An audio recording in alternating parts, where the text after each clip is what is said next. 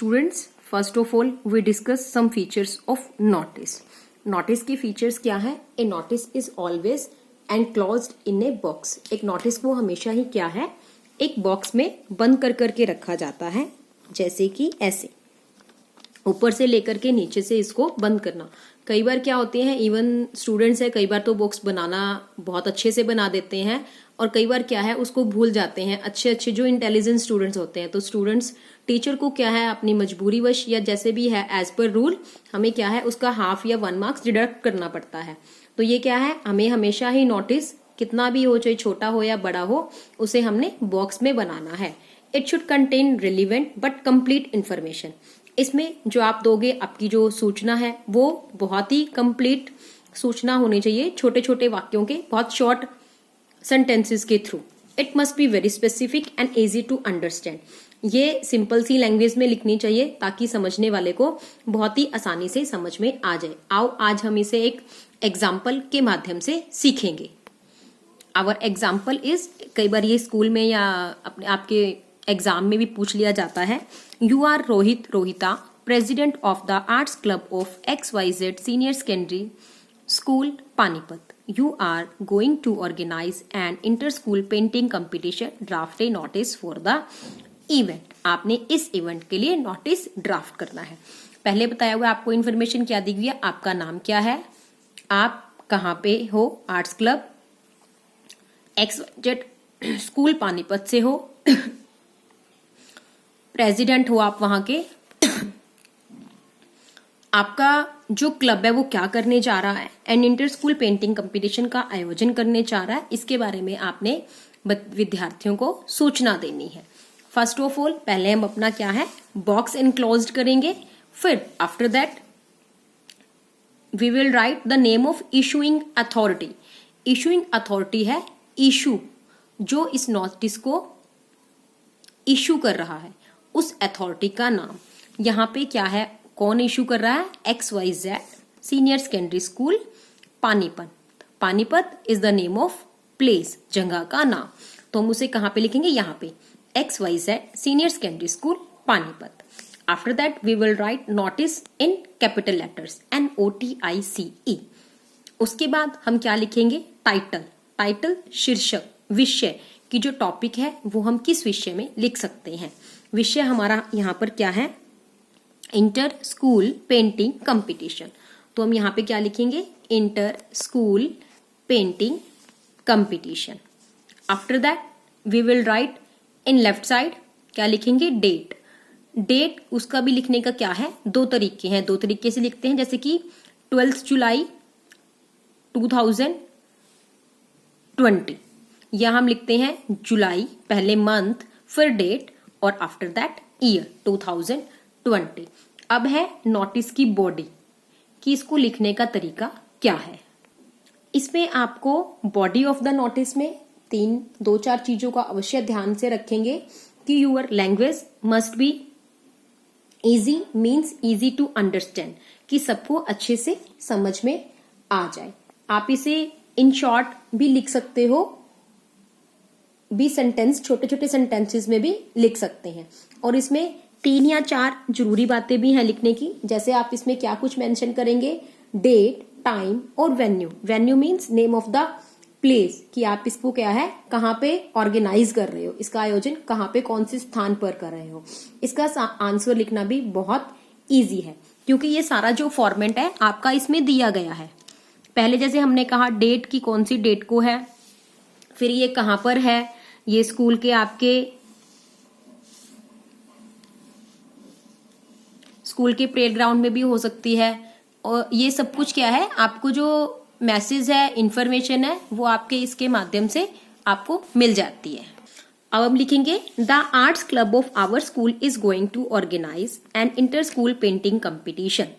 Arts club की जगह यहाँ पे कुछ और भी हो सकता है, जैसे cultural club, science club, eco club etcetera.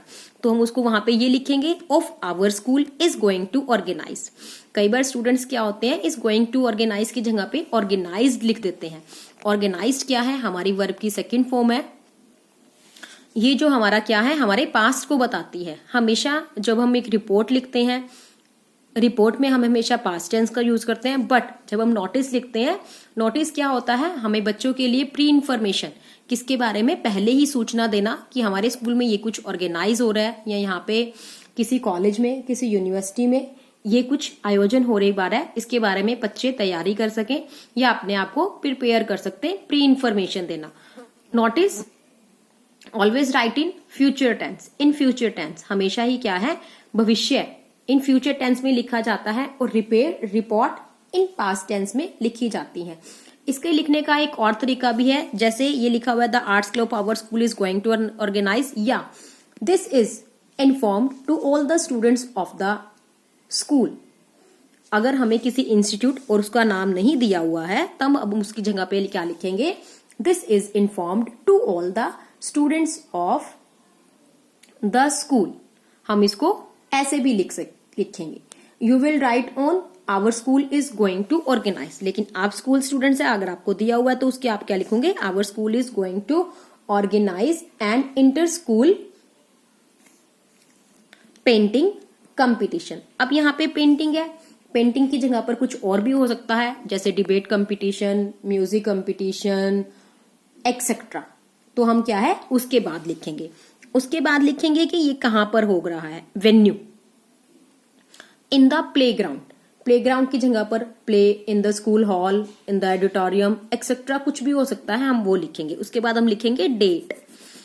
Date क्या है बच्चों, हम ये जो डेट है वो लिखेंगे जिस डेट को हमारा ये इशू हो रहा है, आपका जो नोटिस है, और जो इसमें डेट लिखेंगे कम से कम 1 वीक का डिफरेंस होना चाहिए।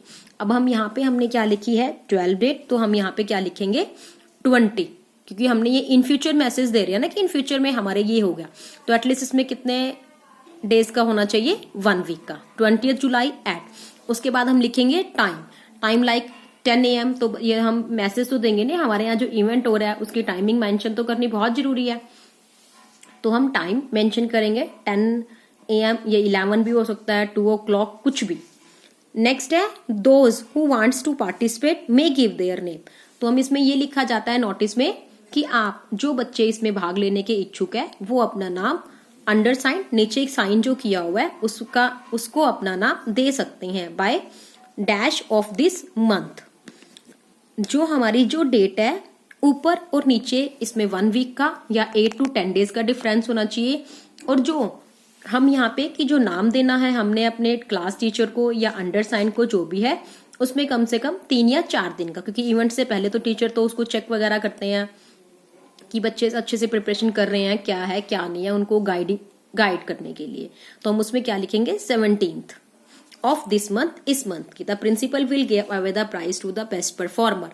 प्रिंसिपल हमारे प्रधानाचार्य मुख्याध्यापिका क्या करेंगे, जो बेस्ट परफॉर्मर परफॉर्म करेंगे इसमें उसको प्राइज से, उपहार से सम्मानित करेंगे। After at the end of this हम क्या लिखेंगे, name of the issuer. Issuer means कि इस नोटिस को इशू कौन कर रहा है।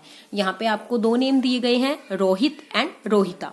Rohit is for boy and Rohit, अगर कोई लड़की लिख रही है तो क्या लिखेगी वो रोहिता। तो मान लो हम यहाँ पे क्या है एक बॉय राइट कर रहा है रोहित। उसके बाद उसका डेजिग्नेशन मतलब पद, वहां पे वो स्कूल में या वो किस क्लब का क्या उस पद पर है। तो यहाँ पर आपका जो डेजिग्नेशन है वो एडिटर भी हो सकता है, head boy, head girl, secretary etcetera कुछ भी हो सकता है, तो आप यहाँ पर वो लिखोगे। तो यहाँ पे रोहित क्या है, प्रेसिडेंट है किसका, आर्ट्स क्लब का, president of arts club. So students that's all for today. I hope मुझे ये उम्मीद है कि आपको ये वीडियो बहुत पसंद आया होगा। Thanks, have a nice day.